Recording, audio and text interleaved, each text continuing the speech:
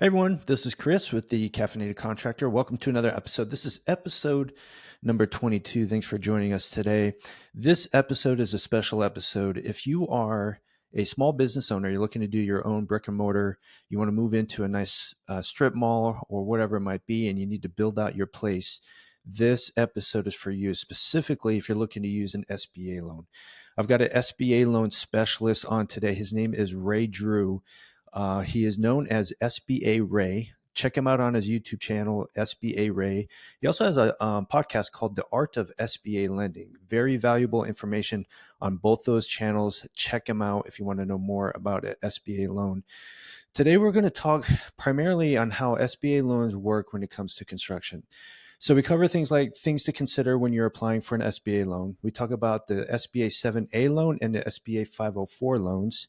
We talk about the application process, things to look for, maybe some red flags that the lender sees that maybe you can kind of watch out for as you do the application process. Things to know as it relates to your general contractor. So when you are going through the process, you're going to want to find a general contractor that could actually, one, qualify to work on an SBA loan funded project and one who's familiar with it. So there's a lot of technical things. There's a lot of paperwork involved here. So you really want to find a general contractor that has a team supporting them with all of this information. So that is a very key thing to pay attention to in this podcast. We talk about the part of getting funded, the bank draw process. So when you do the construction project, you get bank draws throughout for percentage completion. So we talk about that, and closing out the loan, what you need to close out the loan, not just on the business side, but really on the construction side. So there's things that you need to know there. And what we find is that there's a lot of people using an SBA construction loan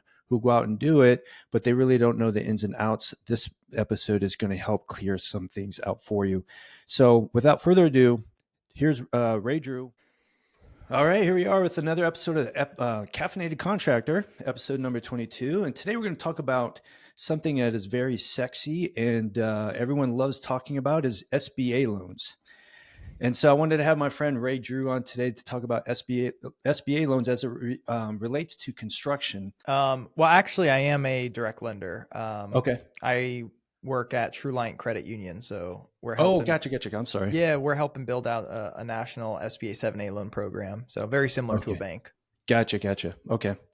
Excellent. So they work directly with you. You're specifically SBA loans. You're nothing but SBA loans, or do you have other products that you do as well? It's my only skill in life, Chris. It's just SBA 7A. That's all I know.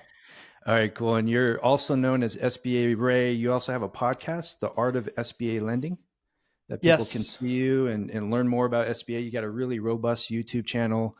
That's how I found you. That's how I've been learning a lot more about SBA loans. So it's if you want to know anything about SBA loans, check out SBA Ray on YouTube and his podcast.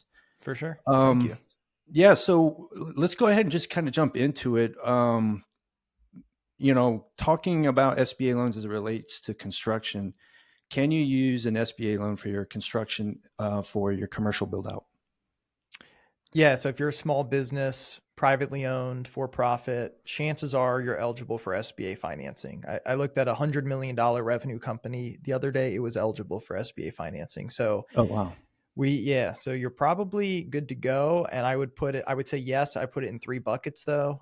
Leasehold improvements. So you're leasing space. You want to open up a retail establishment or whatever it is. That's fine. You're buying a building and you want to sort of renovate it to fit your business. That's fine. And then my favorite, buying a pad of land and building from the ground up. That's also fine. In that case, though, you do have to occupy a little bit more of the property, which is 60% right away, basically within 12 months of building it, and then 80% over time. And then you can lease out up to 20% in that specific case of ground up construction. Just curious, in that scenario, can you rent any of that space out, or do you have to be, as long as you're meeting that 80%? Yeah, so right away you can rent out 40% short term, but the SBA wants to basically see you occupy 60% right away, and then over the next 10 years grow into 80%. So you can't sign any long-term leases for that 40% that go beyond the 10-year period where you're supposed to be taking Gotcha. over that space. Okay, gotcha. Makes sense. Now, those like sound like three different products, or are they all in the same? Are there different products for construction SBA loans? Yeah, there's really two products that you're going to want to look into. There's the 7A and the 504. Mhm. The 7A is Okay. a jack of all trades. That's going to be used for a lot of different things. The 504 is specifically for if you're buying the building or building the building, so no leasehold stuff. But Okay. if you're looking to do a real estate deal and build it, or buy a building and do some improvements, that would fall either into the 7A or the 504. You'd have two different choices for that. Okay, gotcha. Is there like if someone if let's say they're in a scenario where they can either use the 7A or the 504, is there one better than the other? Is it I guess it all depends on their situation on which product they would use. Yeah. So first of all, right off the bat, if you're going over 5 million on the loan, you're pretty much automatically going to use a 504 because the 504 is going to tackle larger projects. Got it.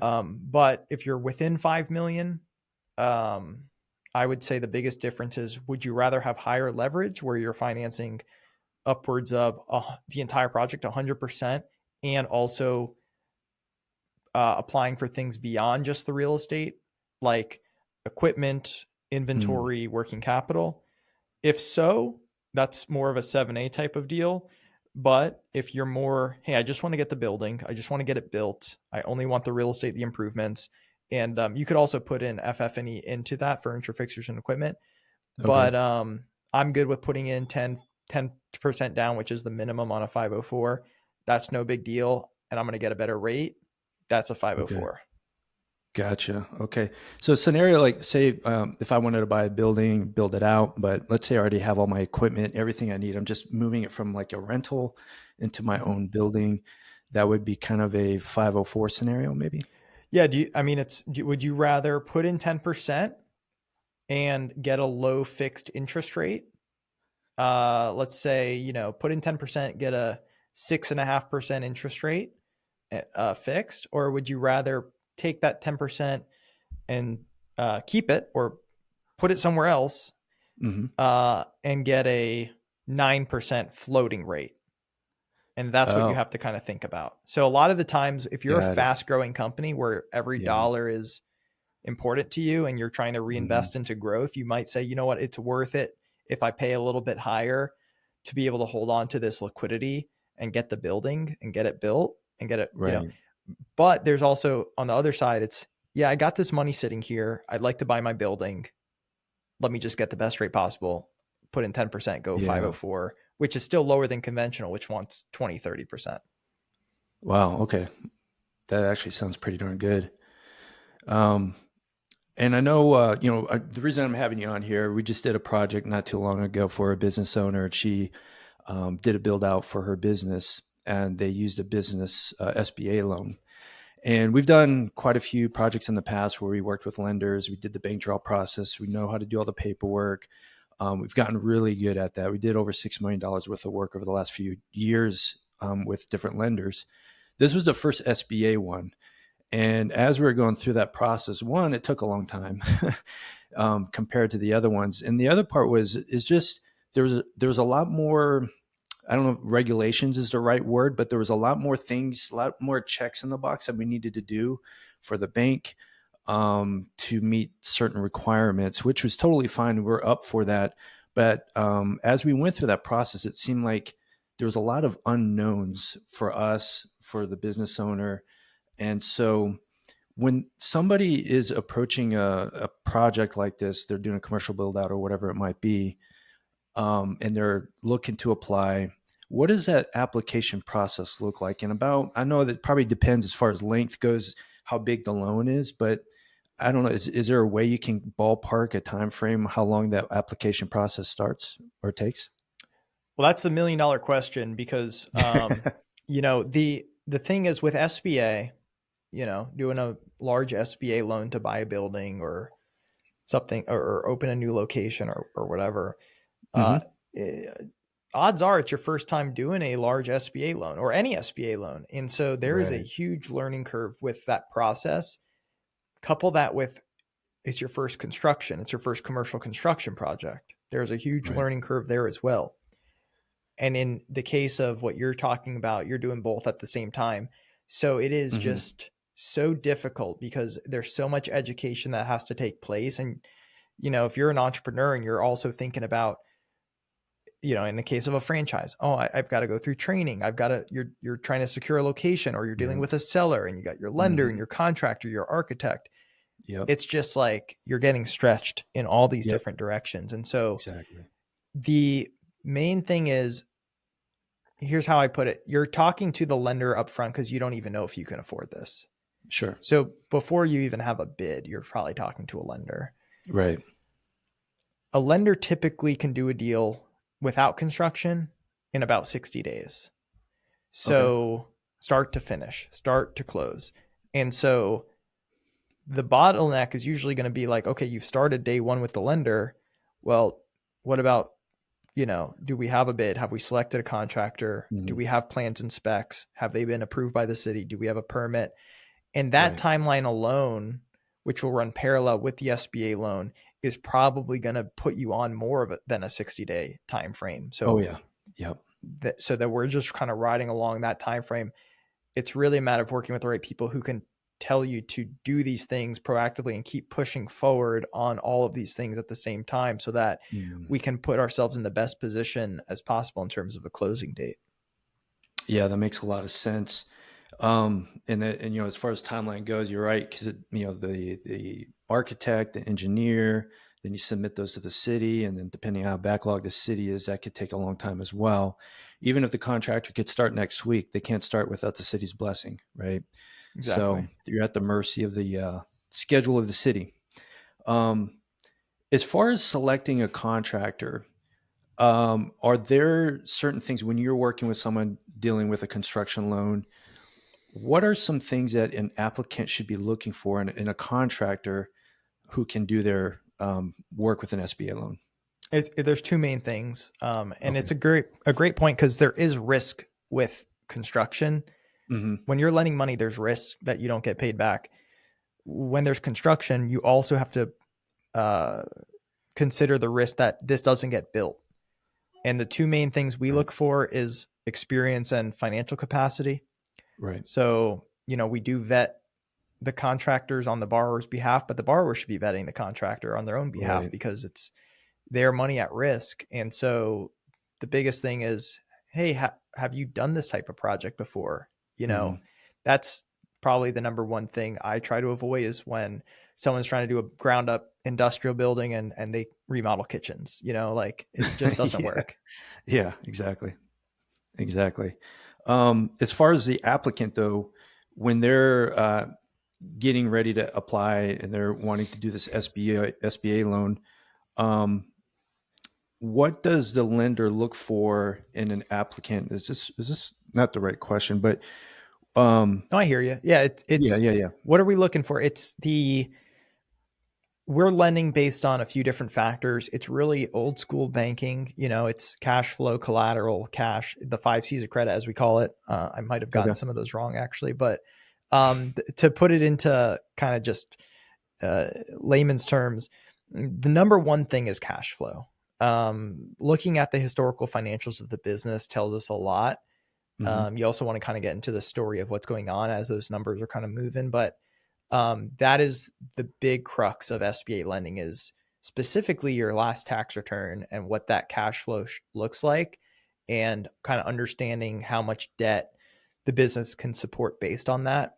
That is Sure. that's first and foremost.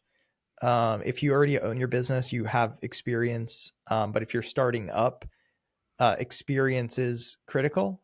Hmm. And then finally, just cash liquidity. It's invaluable in today's market. So, however much the lender's requiring you to put in, you need to make sure you have that set aside in a bank ready to go. And then also that you have a little bit of cushion beyond that because the lender's not going to want to do a deal if you've got to scrape together every dollar you have to make the down payment. Right.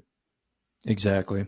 And along those lines, are there any red flags on the lender's perspective that the applicant should consider? Like, you know, if they know that they got these certain skeletons in their closet that maybe they know that they're not a best person for an SBA loan. Yeah, I mean, we just were on the pipeline call today, and somebody had a deal, and it just died because they found out, 20 years ago, the applicant defaulted on a student loan or an FHA loan or something like that, and so Oh, that's a hard wow. stance with the SBA. Is if you've ever defaulted on a federal government guaranteed loan, you're not eligible for SBA. There's no time limitations. It's ever, and it's typically, student loans, FHA or SBA loans. And if you want to get back in the good graces of the SBA, you've got to go back and pay the government back for whatever loss they incurred. So that's one. Wow. Anything that's out there, bankruptcies, Hmm. that's something that gets disclosed on the SBA form, the application form called a 1919. And so even if it's over 10 years and you think it's gone, it's not. You got to mark yes because it says if you've ever done it. Those Okay. are some of the obvious ones. Basically anything like that, criminal as well. Criminal, actually, I will say they took that out of the SBA. It was somewhat of a controversial thing, but you can, unless you're physically behind bars, the SBA will essentially allow you to be eligible, Okay. which That's not good. all lenders have gotten behind for obvious reasons. Okay. Yeah. But that is something you may want to consider, disclosing, just because if the lender finds it at the 11th hour because of a background check and sees you were in jail 10 years ago, it's not a deal killer, but they're going to ask some questions about what happened here. So maybe that, Sure. but other than that, Chris, it's not, I wouldn't call it a red flag, but it's an important point. Okay. Going back to, because this is probably the number one thing of why business owners are not getting approved. It goes back to the crux of the program, which is cash flow. And Okay. it's this battle between, I want to minimize my taxes, but I also want to get debt. And so it's a balance there because you want to show your profit on your tax return in order to be able to leverage debt. What if there was a scenario, in 2009, we had that housing market crash. Not everyone went through foreclosure. There's a lot of short sales out there. I know short sale isn't as bad as a foreclosure, but it's a significant event in your financial history. A scenario like that, is it just as easy as just disclosing that, or is there some issues that go along with a short sale type situation? Yeah, all of that stuff is um, things that could pop up in background checks, credit reports, and things Hmm. like that. And it's no big deal. I mean, especially if it was around the '09s. I mean, that's so long ago at this point. Um, Yeah. but anything that's a foreclosure, bankruptcy, short sale, um, that is something that if it's recent, you'll want to disclose it. Like in the Okay. last, you know, 10 years, let's just say, because it's going to probably come up on a credit report. Yeah. But some of that stuff probably washes away after a period of time. And Yeah. if you really zoom out, this all plays into character. I mean, that's one of the 5 C's that you're looking at as a lender is this Hmm. person good character? So, we don't know these borrowers in many cases. I mean, I lend nationally, so I don't even meet most of them in person. So when Sure. I'm trying to assess character, I'm really looking at these criminal and credit and bankruptcies and all like that. And so if somebody has something like a bankruptcy or foreclosure, that doesn't mean Hmm. they're a bad person. You have to understand the story and try Mm. to understand, is this person, like, were you faced with something like '09, right? Right. Everyone was dealing with that. So that's something that a lot of lenders can look past. But sometimes it's the other way. And it's just like, hey, I kind of probably could have paid this bill, but I decided to file bankruptcy, Yeah. or I'm late on my mortgage last month. There's some other issues on the flip side where the credit and the past can be an issue. Sure. Yeah. Okay. Well, that's encouraging. It's not completely the end of the road if you have something like that in your background. Um, Kind of moving on, when somebody is, they got all the green lights or they can apply, and they have this idea. When should they be reaching out to you? I know from the beginning, but like, should they be talking to you before they go out and find a place they want to lease, before they start engaging with a franchisor, things like that? Are you the first step in the whole process? Well, it's never too early to have a conversation with a lender, just to kind Yeah. of figure out if you have anything that's going to really just stop you from getting this done. Like, let's figure that out up front, because then there's no need to go through any of the other steps. Right. Um, so having a conversation with a lender early is definitely a best practice. But once you kind of have that high level initial conversation, there's not a whole lot a lender can do until you've kind of found a location and gotten a contractor to walk through and give you at least a high level estimate. And really, before you go into actual underwriting with an SBA underwriter, you're going to have a bid. Okay. So that is sort of, I view it in three steps. There's like pre-approval, and then underwriting, and then closing, Hmm. and then funding, I guess we'll talk about, which is step Sure. 4. But that underwriting process gets held up a lot because of a lack of bid. And sometimes you get asked, hey, well, can we just underwrite without a bid? And Mm. I don't. The times I've done it when I was young and dumb, the bid comes back and it's 200,000 more. And it's like, well, we got to Yeah. start back to square one now. Yeah, that's a good point, though. Like at the beginning, we've done a couple where we were asked to do a full on bid for the job, which we gladly did. Um, but then we're like, waiting for months and months and months before we get back. Doing the high level, I wouldn't call it bid, just kind of a high level ballpark, a number that we feel comfortable giving you, the client, makes more sense at the beginning because it's there's a lot of time, right? And then as time goes on and we do the bid will come in lower normally than the high ballpark, and it's something that we can really back and really just be more confident in that those numbers that we give you, because we've had our subcontractors come out, we had our electrical guy and our plumber guy look at everything, look at the plans, and it's more detailed and more accurate than the ballpark, right? So just time wise, if you're just talking as a contractor, if you're at the beginning stages, let's just do a ballpark at the beginning to help you get the process going, and we can give you a high and best, or a high ballpark, to help you go forward with your process.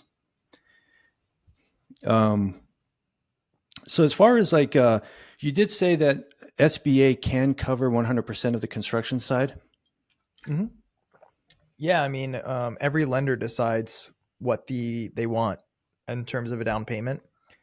The SBA doesn't really speak to that. Um, Okay. but for me, if you have an existing business and you've owned it, and you operate it responsibly, you don't drain every dollar from it, you're not overridden with debt, you just have a normal business with some equity on the balance sheet, like, I believe you can leverage that equity towards doing this project. 9 times out of 10, we can make that make sense for 100% financing, Mm-hmm. because um, you've got your skin in the game, you've got your business, um, and we're going to basically leverage that equity towards doing this project so that you don't have to bring in more cash. However, if you're starting up brand new, uh, probably looking at least a 10% equity injection. Gotcha. Yeah, that would make sense, especially when you're starting off. And then when we're getting close to funding time, you get your contractor, they give you the more detailed bid. You have the plans, you have the architect, and the engineering plans, you have the city stamp of approval to proceed forward. You got everything you need for the SBA loan. Once all that is done, how long would it take typically for it to get funded? So let's say we got a bid, we entered underwriting. So Mm-hmm. we have, at this point, it's, around the middle of the SBA process typically, and we have an actual bid, and we have structured the loan around that bid, and an underwriter has analyzed the deal, and we've approved it, and we've issued a commitment letter. Mm-hmm. And that whole process usually takes about 2 weeks. Then we're kind of in that final phase to get to the closing table, which we call closing. Yeah.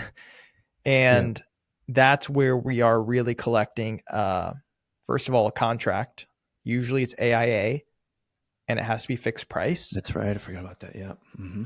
And all of the other things you mentioned, Yeah. including approved plan specs, permit, Right. and all of the normal SBA closing documents as well, like business insurances, landlord lien waivers, Mhm. leases, purchase agreements, whatever. Um, the borrower is going to get hit at that stage of commitment letter. They're going to get hit with a checklist like they've never seen before. Yeah. And it's going to take them some time to get through that. And Mhm. um, the fast forwarding to the end where, hey, the city has signed off. We're about to get a permit. That's around the time a lender will do what's called a initial cost review. Most Okay. lenders, including us, any project over a certain dollar amount, maybe it's 350,000, will get a third party to go in and review it just to ensure like that this is about this cost in this project is pretty much in line. It's not super over or super under. And Okay. I've honestly never seen it come back anything other than, yeah, this looks fine. Okay. But it takes about 10 days to do that. So usually, Gotcha. right when you have the stamped plans and specs from the city, and you're usually around 2 weeks out around that point because you're Gotcha. going to get the permit maybe within a week or two. You're going to get that Right. initial cost review sort of taken care of. You're going to also have the loan closing docs begin to get prepared and all like that. So you're seeing the light at the end of the tunnel once you get to that point. Yeah. When all that stuff starts moving around, you can see, okay, it's about time to get funded pretty soon and get started on this project. Do you guys, Mm-hmm. I know other than general liability insurance, do you also require builder's risk insurance for these projects? Mm-hmm. Yeah. Yeah. Okay. So that seems to be maybe an SBA specific requirement all around. Um, I don't know. I just know the 13 years I've been doing it, it's been required at Yeah. I've been at four or five different lending institutions, and we've required it at all of them. Gotcha. Okay. And then, once we get started, typically when you do a construction job, the contractor will ask for a deposit to help get the, project funded and moving to get the momentum going. Then you get progress payments throughout and then final payment at the end. Mm-hmm. But the SBA doesn't work that way, right? So there's no, correct me if I'm wrong, but there's no deposits provided to the contractor at the beginning. Is that accurate or no? Uh, no, it's not an SBA thing. It's a lender thing. Oh, Lender by okay. lender. It Gotcha. I would say it's probably 50-50. The way I've Oh, wow. handled it is obviously if it's a large deposit, it's a non-starter. Let's Yeah. say it's more than, you know, 10 or 15%. Um, you start seeing a lot more pushback then. Wow. Um, if because you only want to fund work that's been completed, right? So for Correct. me, Correct. with the deals where there's a down payment of like, let's say 10%, I'm Yeah. usually okay with, first of all, they kind of want that deposit a little earlier before we've even closed a lot of the time. So if the borrower is writing a check for $50,000 to the contractor, and we know they're going to be coming to the closing table with that 50,000 anyway, usually I'm okay with them writing that to the contractor because it's their money they're putting at risk, and they're going to be Sure. bringing it to closing anyway. And so it's a way to get the deposit a little bit of money, or get the contractor a little bit of money, and make everyone happy. And Right. I've done that before a couple times. Wow. Okay. Well, shoot, whenever I get someone want to do a project, I'm going to send them your way. The last one we did, we weren't able to get a deposit, which was fine. We were able to cover it, but it certainly, it was a bit of a challenge as time went on. But that's when you get into doing the draws, and when you understanding the draws and when you're supposed to be doing them. Um, on your side, can you explain the draw process for a construction loan, when we should be doing it, and the things that go behind a draw process. Okay, yeah. So I'll just say this. So a lot of SBA shops avoid construction. Let me just be frank with you. This whole Mm-hmm. process, as you know, as you're seeing, it's a lot. It's a lot for you. It's a lot for the borrower. It's also a lot for the lender. Usually, if you're going to do more than like 10 construction loans a year, you need to hire an entire person to just manage this draw process.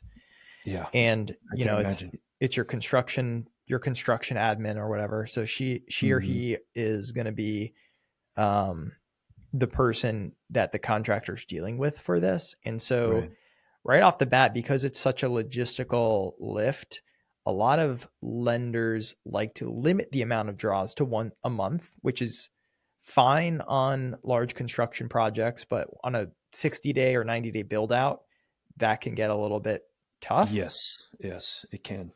But that's the standard. And, sometimes they'll accommodate every 3 weeks for a draw, but just know that there is the desire to limit the draws because it's a lot of work for everyone. And so it is right off the bat, you got, let's say, one draw a month. We're only going to want to fund work that's completed minus 10% retainage. So the contractor is going to fill out an application form or a payment application form.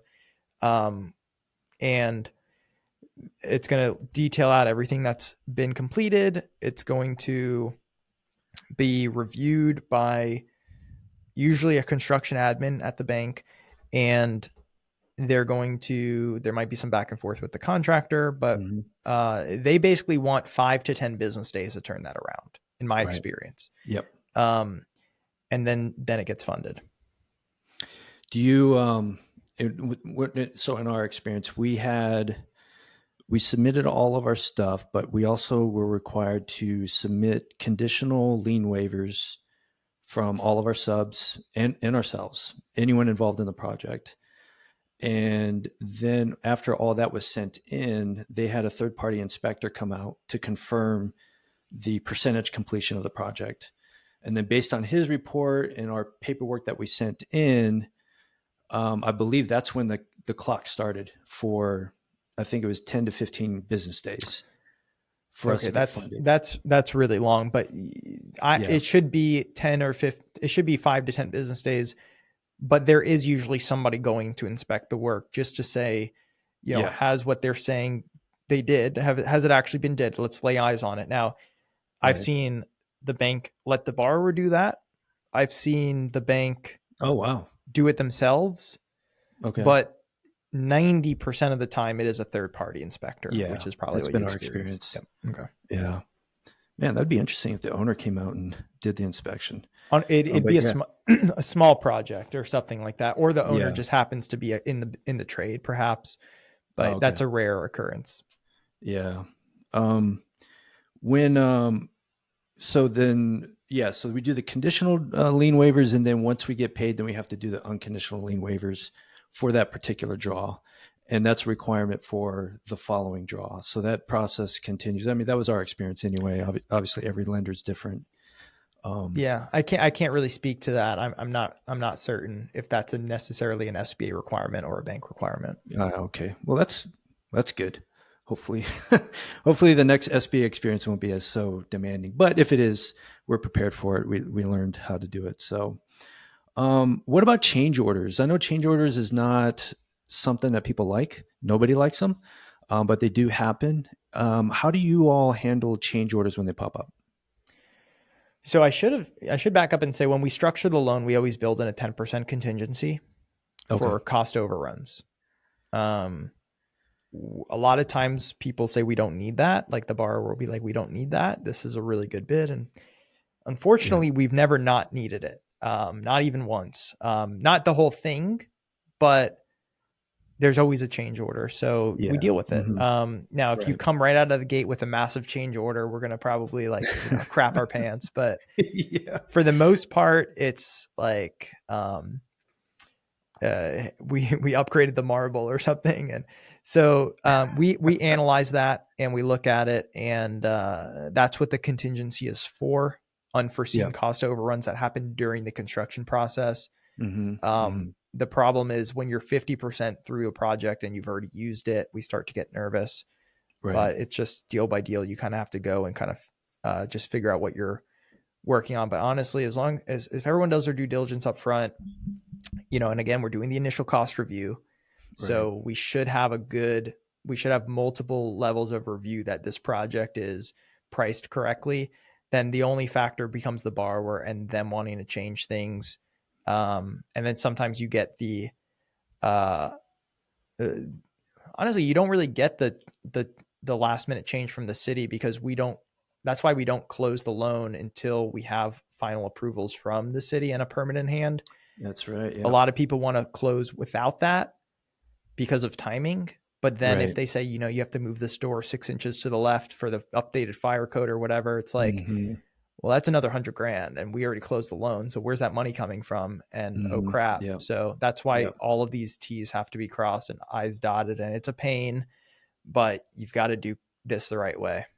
Exactly. I'm just thinking, as far as change orders goes, let's say there's a franchisee working with a franchisor, and I'm just curious. Sometimes maybe a design change or something, or maybe it's a flooring or whatever. Um, I don't know if you all, as the lender, interact at all with the franchisor, but I know they have certain requirements that they're putting down at the franchisee. What if they do some kind of, you know, uh, some kind of change that is a significant change for the change order? Is there any kind of interaction between you and the franchisor where maybe you're kind of mediating and letting them understand the financial situation, or is that just on the franchisee to deal with?